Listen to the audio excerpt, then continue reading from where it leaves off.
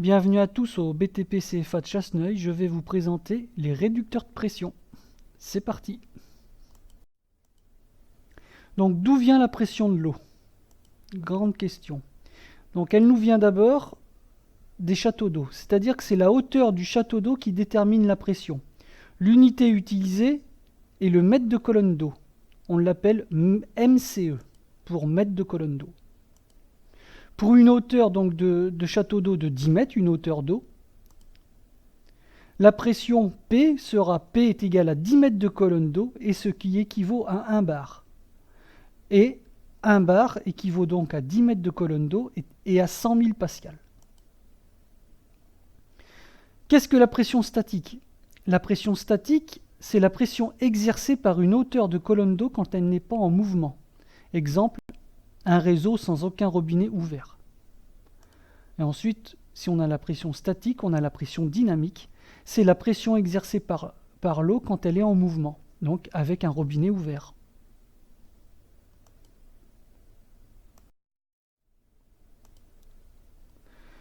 Sur notre schéma, sur notre plan de petit village, où sera la pression la plus élevée? Au point A ou au point B?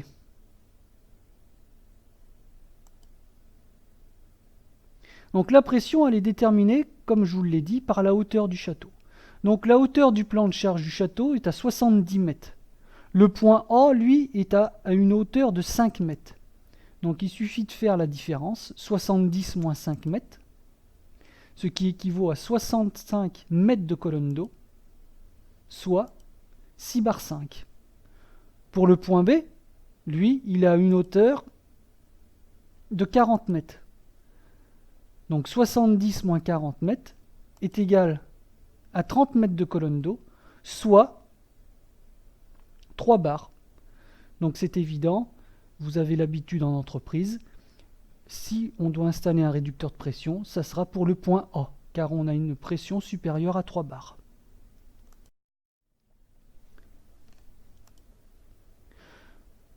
Nous pouvons constater que plus on est près du château d'eau, plus la pression est importante. Mais ce n'est pas la seule raison.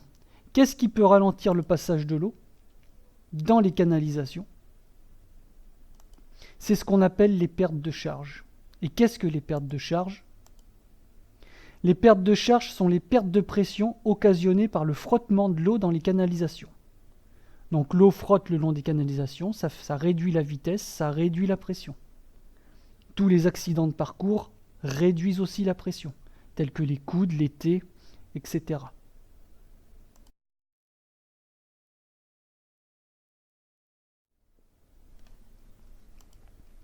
Une pression trop forte va détériorer. Va détériorer quoi? Usure prématurée des robinets, panne fréquente des appareils ménagers, due à trop de pression, fuite au raccordement. Mais c'est pas tout. Une pression trop forte va aussi gaspiller. Écoulement permanent des groupes de sécurité, débit inutile à certains robinets, un débit trop fort, et des fuites continues aux chasses d'eau. Et c'est pas fini. Une pression trop forte va aussi nous gêner. Vibrations, sifflements et coups de bélier dans les canalisations, éclaboussures lors des puisages, difficultés de réglage des mélangeurs et des mitigeurs.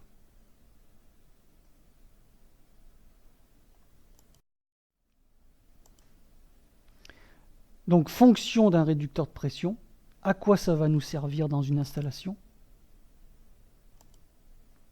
Donc, le réducteur de pression d'eau est un appareil de robinetterie autonome qui permet de réduire la pression d'un réseau en amont de l'eau distribuée à une valeur de pression aval, une valeur de pression souhaitée et sensiblement constante avec ou en l'absence d'écoulement.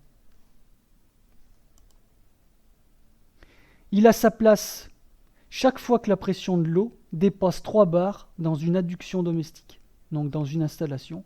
Dès que la pression va dépasser 3 bars, il est préférable d'installer un réducteur de pression. Constitution. Donc sur ce schéma, on a la vue en coupe d'un réducteur de pression. On va retrouver quoi? Donc ici, c'est l'entrée du réducteur, donc on a la pression amont. Donc théoriquement, la plus forte pression.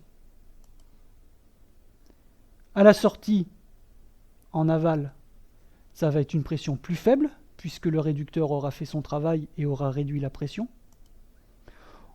On va retrouver un vis de réglage pour pouvoir régler cette pression. Cette vis agit sur quoi? Sur un ressort.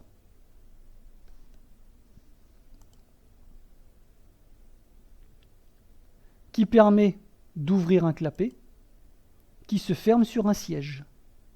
Et tout ça grâce à une membrane en caoutchouc.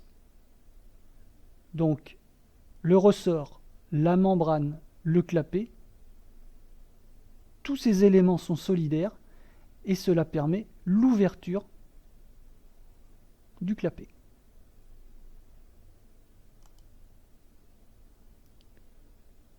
On a aussi à vérifier le sens du passage de l'eau. Il ne faut pas le monter à l'envers. Fonctionnement. Donc lorsqu'il y a écoulement. Donc en ouvrant un robinet, la pression en aval va chuter, le ressort repousse l'ensemble membrane clapet et provoque l'ouverture du siège. Lorsqu'il n'y a plus écoulement, la fermeture du robinet, donc la pression en aval va remonter. Lorsqu'elle correspond au réglage, l'ensemble membrane clapet repousse le ressort et provoque la fermeture du siège. Emplacement dans le circuit. Donc à quel endroit va-t-on l'installer?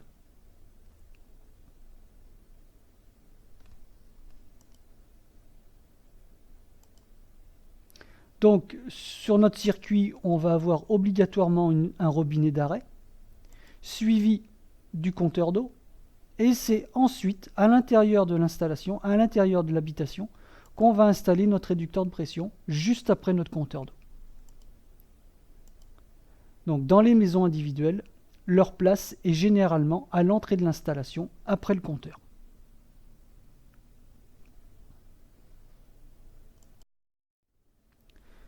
Position de montage.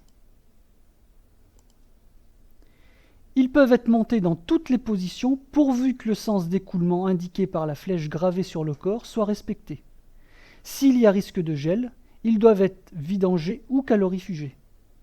La pose d'un réducteur entre une soupape de sécurité et un ballon d'eau chaude serait une faute d'installation.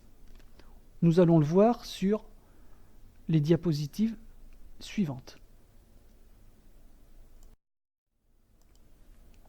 Précaution de montage. La pose d'un réducteur de pression sur la seule production d'eau chaude sanitaire est déconseillée. Le déséquilibre qui en résulte entre les pressions d'eau froide et d'eau chaude est à l'origine de nombreux désordres. Il empêche le fonctionnement des mitigeurs thermostatiques et perturbe la stabilité du mélange sur les robinetteries manuelles. Donc, sur les deux petits schémas au-dessus, on doit installer notre réducteur juste après notre compteur et non pas seulement sur l'alimentation du ballon d'eau chaude.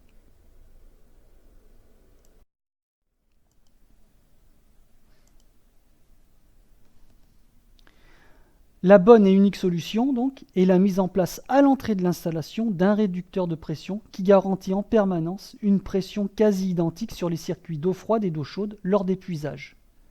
Il assure la protection de toutes les robinetteries et de tous les équipements sanitaires.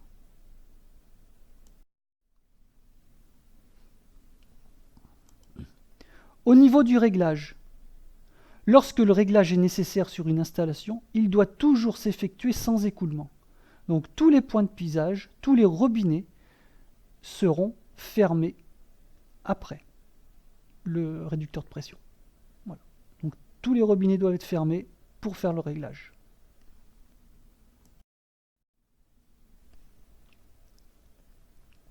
Pour augmenter la pression en aval, eh bien, tout simplement, on va serrer la vis de réglage dans le sens des aiguilles d'une montre. Pour diminuer la pression en aval, on va desserrer la vis de réglage, sens inverse des aiguilles d'une montre, décompresser en laissant s'écouler un peu d'eau par un robinet puis le refermer, et procéder alors au réglage en resserrant la vis jusqu'à l'obtention de la pression désirée.